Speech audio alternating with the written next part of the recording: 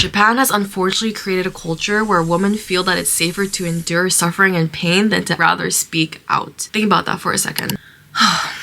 Around 4 months ago, I posted this video. In just 1 weekend back in Tokyo, I faced more harassment and disrespect from men than in the last 4 years I spent living in Canada. It was a video that blew up on my channel that really kickstarted, I guess, the growth of my channel. Since then, I've been posting videos about different topics around, cultural aspects of Japan and seeing sort of what garners the most attention and whatnot. But nothing so far has topped that. When I published that video, the idea of the topic of that video only came to light literally maybe a few days before I actually filmed it. And the reason why I filmed that in the first place was because I had literally just landed back in Japan. For some reason, when I came back to Japan, I had just experienced consecutively cases of men disturbing me and borderline sexual assault. It just made me feel really uncomfortable, and to a certain point it made me really upset and angry. I remember being so mad because it just made me feel gross. There's something about a man not respecting you that inevitably makes you feel kind of icky. And so I filmed that video not even thinking much about it, right? I just wanted to spill out everything that I wanted to talk about in that moment and whatever came to mind. I'm really happy because it definitely reached the right people for the most part. I was overwhelmed by the amount of positive comments and feedback that there was on that video. So whoever is watching this and came from that video, I appreciate you for showing love on that video. The whole point of me making that video and talking on that subject wasn't to garner attention on myself or have this pity party. Not that at all. The whole point of me making that video was to genuinely shed light on the fact that there's this bigger issue that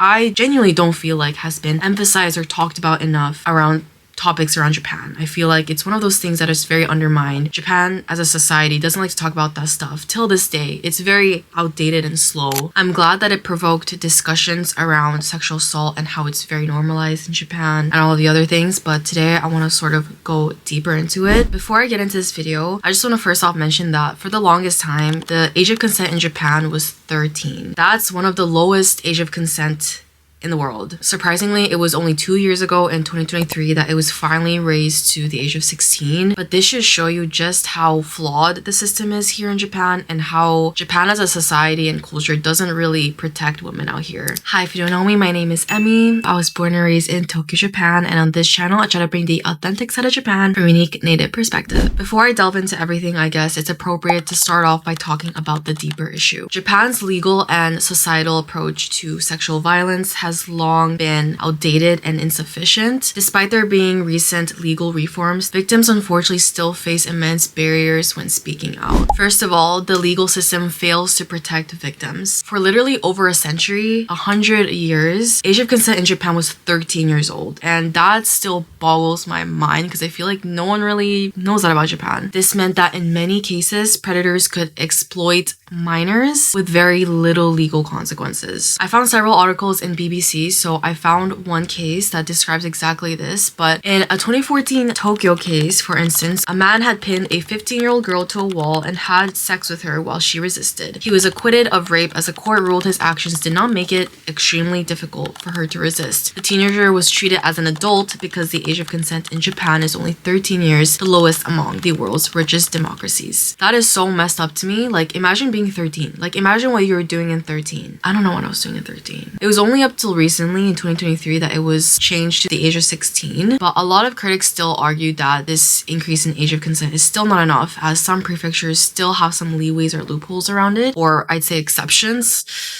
I don't like that word for this type of context, but the next thing I'd like to point out is that the definition of rape is extremely narrow. Before 2017, Japan's laws only recognized penetration by force as rape.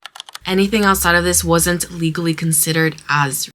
So under Japan's rape laws, prosecutors must prove that intimidation or violence was involved and that there was proof that they had to fight back. This definition is at odds with many other countries that define as more broadly. And another reason why Japan fails to protect its victims is because the burden of proof is laid out on its victims. So unlike many Western countries where coercion or lack of consent is enough to convict someone, Japan actually requires physical resistance to prove non-consensual activity. This makes me so angry because this fails to protect victims, and it fails to recognize the fact that many of us actually freeze when in these types of situations, and I used to be one of them. And I feel like if I was in such a scary situation like that, that, I would freeze as well. You know, in the moment, you don't know what to do, and it's genuinely so scary. A lot of things are going through your mind. Your body doesn't react to what you would expect it to, right? You have all these ideas in your head where it's like, I'm gonna fight back, and you don't. But most importantly, it also fails to protect the victims that are clearly unconscious. People who are too intoxicated or roofied, they obviously are not able to show physical resistance. So now because of this, police often dismiss cases due to lack of evidence, and because of this, there are low conviction rates. So a lot of men get away, unfortunately, with sexually assaulting women. Now the second deeper issue is the cultural and social barriers that silence victims. Now in Japan, unfortunately, there's a prominent shame culture and victim blaming culture. Japan has a very strong culture of maintaining harmony, or what is called wa. Now I talk all about wa and harmony and all of this in my other video, which you can check out right here. But part of the reason why women are discouraged to make accusations against men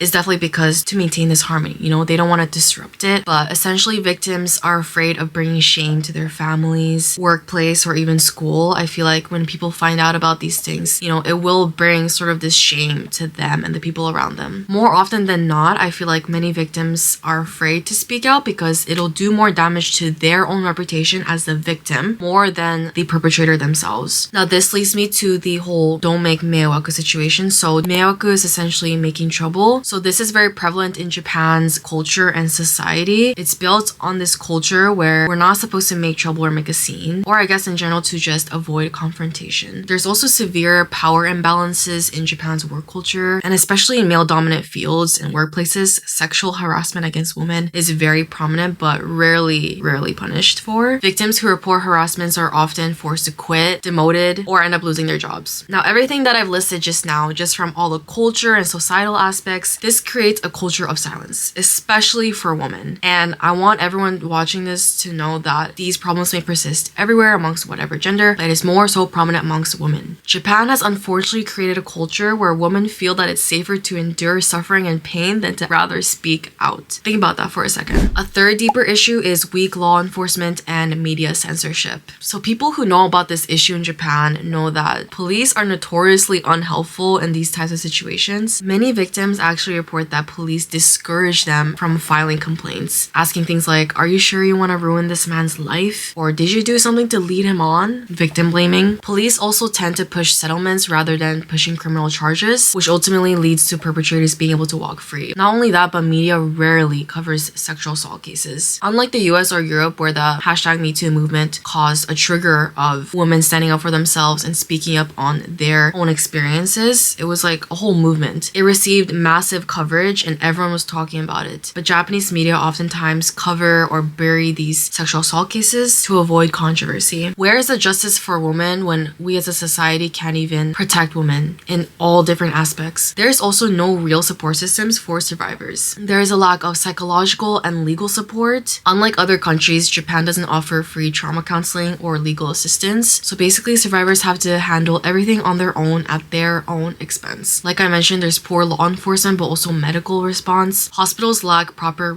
kits, which makes it very hard for survivors to gather evidence for their cases. Lastly, there's no safe houses or public awareness efforts at all. There are few shelters for survivors. And second of all, Japan lacks nationwide campaigns on sexual violence and consent. This leaves many victims unaware of their rights or options that they may have. Because of all of these deeper issues, many survivors choose to stay silent, knowing that there is such little help available even if they speak out. Now, there is a woman named Shiori Ito who became a prominent figure. I wouldn't want to say figure, but a literal turning point in Japan's fight against sexual violence. In 2015, she accused Noriyuki Yamaguchi, a journalist with political ties, of sexual assault. Now, despite strong evidence, including security footage, the police dismissed her case, forcing her to gather her own proof. Now, obviously, like expected, speaking out has led to extreme backlash against her. Shiori faced harassment, death threats, and even lawsuits. But 4 years later, in 2019, Shiori won her civil case against Yamaguchi. country. Now, this case was a pivotal moment as this small victory led to many discussions around Japan's flawed legal system, and it also contributed to minor legal reforms, but there's still significant barriers that remain for survivors seeking justice. Another thing I'd like to actually point out is high school and JK business. So if you've never heard of JK, it stands for Joshiko, which is literally high school girls. So what happens is many high school girls are usually lured into doing exploitative work under the pretense of compensated dating. Now, this sort of ties back into the whole age of consent thing being 13, but some girls have definitely spoken out about how JK business is so normalized. Less about the business, but how girls are being exploited to do this type of work, and unfortunately they receive little attention or protection from authorities. Despite efforts to crack down this business, this industry still thrives. Now, the Oscars just happened, and going back to Shiori Ito, her story actually led to the Oscar-nominated documentary called Black Box Diaries. Now, I haven't watched it yet, but the film explores Japan's deep-rooted issues with sexual violence, and it definitely sparked international attention. Now, this really comes to show that there needs to be more discussion internationally as well on consent laws and survivor rights. I feel like America as well, they're kind of going backwards with the whole abortion laws and everything. Now, the fact that this documentary was Oscar nominated comes to show its success, but yet Japanese networks still refuse to air it. We are living in 2025, yet Japan still has major media censorship around this topic, and they are still so reluctant to address the #MeToo movement. You know, countries like the US and even Korea has seen these MeToo movement cases and has led to legal reforms and also public support for survivors as well. It's so different in Japan, and that is what is so heartbreaking to me, because it's so ingrained in many different ways in our culture and society, which I detailed in the beginning of this video as well as in my previous video. Japan's resistance to acknowledge this film highlights how cultural resistance still limits its progress in addressing sexual assault. Which leads me to my last point in this video: what needs to change? Now, I do acknowledge that Japan is slowly changing, but it still remains far behind. Now, I'd like to mention the recent legal update to the age of consent in Japan, which was 13 for the longest fucking time, now 16 from 2023, and now laws recognizing non-consensual acts as beyond physical force. While these changes are definitely a step forward, they don't go far enough. Till this day, many survivors rarely get justice, and a lot of victims just choose to stay silent because they think it's better off that way. Support systems remain weak. Women, oftentimes, they feel shame in even experiencing it when they're the ones who experience the whole thing. Like, they're the victims, and why should they feel shame for experiencing such traumatic things? You know, current laws in Japan don't go far enough to protect these victims. I don't think there are enough resources available for women, and I don't think these things are even spoken about enough so that everyone is aware of, you know, support systems that may be available if this were to happen to them. Now, I hope that public perception around this is shifting. I hope that there is less stigma around it. With the Shiori Ito case, obviously she received backlash, but I'm sure it did wonders and movements and had an impact on many women in Japan. But we need to keep the conversation going. It doesn't just stop at her. As women in this particular topic, I think it's so important to challenge these social norms. Obviously, in my last video, there were some people who felt really triggered by my video, but it didn't really affect me because it really comes to show that those types of people that have a problem against women's rights, you guys are the problem. So that's all I'm gonna say. I encourage anyone watching this to have an open mind and support survivors. You know, sexual assault can come in many forms, and it's not this whole black and white image. I think there are a lot of gray areas to it, and as men, it might be really hard to understand, but for any female watching this, I hope you do too. And I think it's important to support us fellow women and give that love and support. So yeah, I hope Japan keeps going forward and keeps looking forward, and there will be real change happening. And women, you know, if Japan fails to protect us women, hopefully we can uplift each other. Before I start rambling on about a bunch of other stuff, I want to hear from you guys. Obviously, do you think that Japan is changing? This is such a complicated topic because it's low-key controversial, but that's honestly the reason why I have come here to talk about it again. If it reaches one person, I'm glad that it did. If you watched this far, thank you so much for watching, and I will see you guys in the next one. Bye.